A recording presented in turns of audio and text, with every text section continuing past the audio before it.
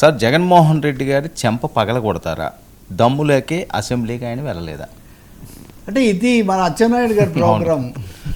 అచ్చెన్నాయుడు గారిని అడిగారు, ఆయన అంటున్నాడు ప్రతిపక్ష హోదా ఎందుకు ఇస్తారు, అసలు ప్రతిపక్ష హోదా ఇమ్మని పదే పదే అడిగితే చెంప పగల కొట్టాలి. ప్రతిపక్ష హోదా ప్రజలు ఇవ్వలేదు కదా, ప్రతిపక్ష హోదా వద్దు, ప్రతిపక్ష నాయకుడు కూడా మీరు దానికి లేదు మీకు యోగ్యత అనే వాళ్ళు మీకు అది ఇవ్వలేదు, అటువంటిప్పుడు మీరు ప్రతిపక్ష హోదా ఇస్తేనే అసెంబ్లీకి వస్తానని పదే పదే పట్టుబడడం ఏంటి, ఇంకోసారి ప్రతిపక్ష హోదా అడిగితే మటుకు చెంప పగల కొట్టాలి అని చాలా అగ్రెసివ్గా ఒక చోట కాదు 2-3 చోట్ల ఆయన కామెంట్ చేశాడు. అంటే ఈ అంశం మీద చాలా తీవ్రంగా గత కొద్ది రోజులుగా అయ్యన్న పాత్రుడి దగ్గర నుంచి అచ్చెన్నాయుడు వరకు అందరూ వైసీపీ వాళ్ళు ముఖ్యంగా జగన్మోహన్ రెడ్డి సభకి ఎందుకు రావట్లేదు, ప్రజలు ఎన్నుకుంటే అని, పోనీ మీకు అంతకుముందున 150 కాకపోయినా 11 మందిని ఎన్నుకుంటే మీరు రావాలి కదా అని. అయ్యన్న పాత్రుడేమో అసలు జీతం ఎందుకు ఇవ్వాలి, ఎవరైనా ఉద్యోగస్తులు రాకపోతే ఇస్తామా, ఎంత చిన్న ఉద్యోగమైనా కట్ చేస్తాం కదా, అటువంటిది 11 మంది శాసనసభకు రాకపోతే వీళ్ళ జీతాలు కట్ చేయాలి, అసలు అనర్హత కూడా వేయాలి అన్న స్థాయిలో ఆయన తిరుపతిలో మహిళా సాధికారత సదస్సులో కూడా మాట్లాడారు, ఇక్కడికి వచ్చాక కూడా మాట్లాడారు. ఇంకొకటేమో మేము వస్తే మీరు ఎంత టైం ఇస్తారు, ప్రతిపక్ష నాయకుడికి ఇచ్చినంత ఇస్తారు, ఈ పద్ధతులు అడుగుతున్నప్పుడు మీరు రండి సమయం ఇస్తాము, మామూలు అందరికి ఇచ్చినట్టే మీకు కూడా ఇస్తాము అని అయ్యన్న పాత్రుడు స్పీకర్ అంటున్నారు. అంటే ఫ్లోర్ లీడర్గా ఇవ్వటం అన్న మాట కూడా పెద్దగా రాలేదు అక్కడ, ఫ్లోర్ లీడర్గా రావాలంటే కూడా దానికి ఏదో కొంత ఉండాలనుకుంటా. కాబట్టి ఆ మాట అన్నప్పుడు వాళ్ళు దాన్ని ఆధారం చేసుకొని జగన్ ఇప్పుడు ఇంకాసేపట్లో ఆయన అక్కడ తన నివాసంలో వీళ్ళందరితో మాట్లాడుతున్నారు. అది ఎలా ఉన్నా కానీ ప్రజల ముందు శాసనసభ జరుగుతున్న సమయంలో వీళ్ళు బాధ్యతారహితంగా సభ నుంచి దూరంగా ఉన్నారు, ఇచ్చిన సీట్ల మేరకైనా వచ్చి సమస్యలు చెప్పడానికి సిద్ధపడడం లేదని. ఇంకొక పంచమర్తి అనురాధ గారు ఆమెమో బాగా ఇంకా మీరు చంద్రబాబుని బావిలో దూకి దాకా చావమంటారు, మీరు చావాలి అసలు ఇక్కడికి వచ్చి మాట్లాడేది అంతా లేనప్పుడు, సమస్యలు చెప్పేది లేనప్పుడు, అంటే ఒకరిదేమో చెంప పగలగొట్టడం, ఇంకొకరిదేమో నూతిలో దూకడం, ఆ డైలాగులన్నీ ఆయనవి కూడా కదా. కాబట్టి వేడి బాగా పెంచే కార్యక్రమం ఉన్నట్టుంది. రెండవది నిన్నటి నుంచి ఒక సెక్షన్ ఆఫ్ మీడియాలో ఒక చర్చ జరుగుతుంది, బొత్స సత్యనారాయణ గారికి క్యాబినెట్ హోదా, ప్రతిపక్ష నాయకత్వం ఇవన్నీ ఉండి తనకు లేకుండా చాలా మామూలుగా రావడం అన్నది జగన్ జీర్ణించుకోలేకపోతున్నారు, అందుకనే ఆ విధంగా ఒక అసహనంతోనే ఆయన రావడం లేదు.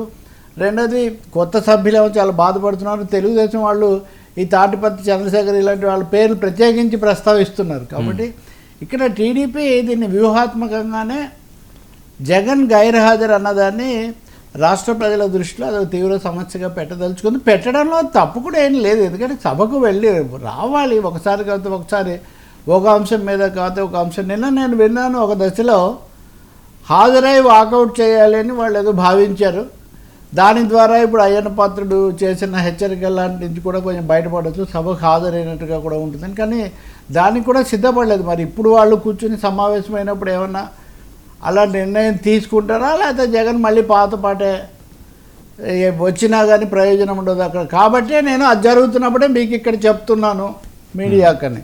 దాని మీద ఒక దాంట్లో చెప్తున్నారు, ఆ కూర్చోబెట్టుకునే వాళ్ళు కూడా చాలా అనుకూల మీడియాను కూర్చోబెట్టుకొని మాట్లాడుతున్నారు. అంటే ఇప్పుడు సాక్షిలో ఇంకో దాంట్లో వస్తే అనుకూల మీడియా ఒక ఇది, నిజానికి అక్కడ జాతీయ పత్రికలు అవి కూడా చాలానే ఉంటాయి, కానీ తెలుగు రాష్ట్ర ఆంధ్రప్రదేశ్కు తెలుగుకు సంబంధించినంతవరకు కొంత అనుకూలంగా ఉండే వాళ్ళనే అక్కడ ఎక్కువ చోటు కల్పిస్తున్నారు. అంటే ప్రశ్నలు వీటికి కూడా ఆయన చాలాసేపు చెప్తారు, అది అయిన తర్వాత ప్రశ్నలకు పెద్ద సమయం ఉండడం లేదనే అభిప్రాయం కూడా ఉంది. ఎనివే ఈసారి అసెంబ్లీ మొదలవుతున్న సమయంలోనే జగన్ రాకపోవడం అన్నది మటుకు ఒక తీవ్రమైన సమస్యగానే దీన్ని ప్రజల ముందు పెట్టడం కనిపిస్తుంది.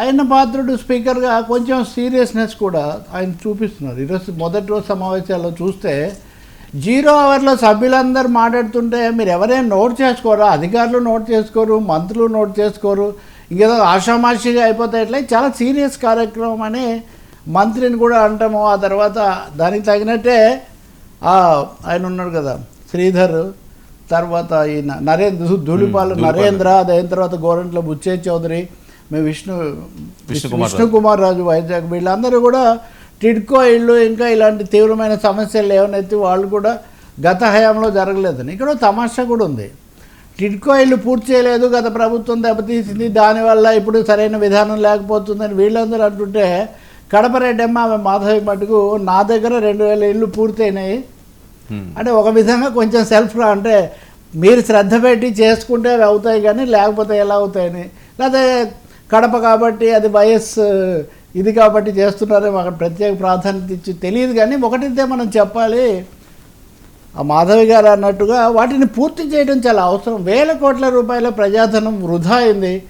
నేను జగన్ ప్రభుత్వం ఉన్నప్పుడు కూడా చర్చల్లో చెప్పేవాడిని, మీరు దీన్ని ఊరికినే ఒక వాదాల కోసం వాడటం కాకుండా వాటి దగ్గరికి వెళ్ళి పట్టుబడి అవి మొదలయ్యేట్టు చేసి ఉండాలని. ఇప్పటికైనా చేస్తే చాలా మంచిది. అందుకనే శాసనసభలో ఈరోజు వైసీపీ లేకపోయినా రేపు రాకపోవచ్చు కూడా, కానీ రసవత్తరంగానే జరుగుతున్నాయి అని మాత్రం చెప్పాలి. అయ్యన్నపాత్ర స్పీకర్ ప్రోయాక్టివ్ రోల్ వల్ల కూడా కొంచెం ఆసక్తికరంగా పెరుగుతున్నాయి. అదే సమయంలో గతంలో తమ్మినేని సీతారాంలాగా అయ్యన్న పాత్రుడు కూడా కొంచెం అగ్రెసివ్ రోల్ తీసుకుంటున్నారు, పొలిటికల్ రోల్ తీసుకుంటున్నారనే విమర్శలు కూడా కొన్ని వస్తున్నా నేను గమనించినంతలో ఆయన స్పీకర్ సీట్లో ముందు కూర్చున్న తర్వాత ఆయన మాటల శైలిలో మటుకు మార్పు ఉంది. ఈ అధికార హోదా వరకు ఎంతవరకు చెప్పాలో అంతవరకు చెప్తున్నారు ఆయన. అంతకుముందు అయితే చాలా మాట్లాడేవాళ్ళు కదా వాస్తవంగా. అది రఘురామకృష్ణరాజు గారు కూడా యథాశక్తి, ఆయన తిరుపతికి కూడా ఆయన వెళ్ళారు, అక్కడ కూడా ఉన్నారు. ఆయన కూడా యథాశక్తి జగన్ ఎందుకు రావట్లేదు, ఈ సభ్యత్వ రద్దు అవుతుంది 60 రోజులు రాకపోతే అనే ఒక అంశాన్ని ఎక్కువగా బలంగా ప్రతిధ్వనించిన వ్యక్తి మటుకు రాజు గారే. చూడాలి మరి సభలో కూడా దాని మీద ఏదైనా తీర్మానం తెస్తారా. బీఎస్సీ సమావేశమై 10 రోజులు జరపాలి అన్నారు. ఓ 18 సమస్యలు వాళ్ళు ఐడెంటిఫై చేశారు. చూడాలి ఇంకా. అయితే ఆ 18 సమస్యలు కూడా ఎక్కువగా భవిష్యత్తుకు సంబంధించిన పథకాలు ఇవన్నీ. నిన్ననే ఉదయమే నాతో మాజీ మంత్రి మాట్లాడుతున్నారు. ఇప్పుడు మామూలుగా కలెక్టర్ల సమావేశం అంటే జరిగిన పనులు ఇది జరగాలి, దీనికి ఇలాంటివి ఉంటాయి. కానీ ఇక్కడేమో క్వాంటమ్ దగ్గర నుంచి అన్నీ భవిష్యత్తుకు దీర్ఘకాలానికి సంబంధించినవి వస్తున్నాయి. శాసనసభలో కూడా అలాంటిదే చేస్తే మటుకు పెద్ద ఉపయోగం లేదు.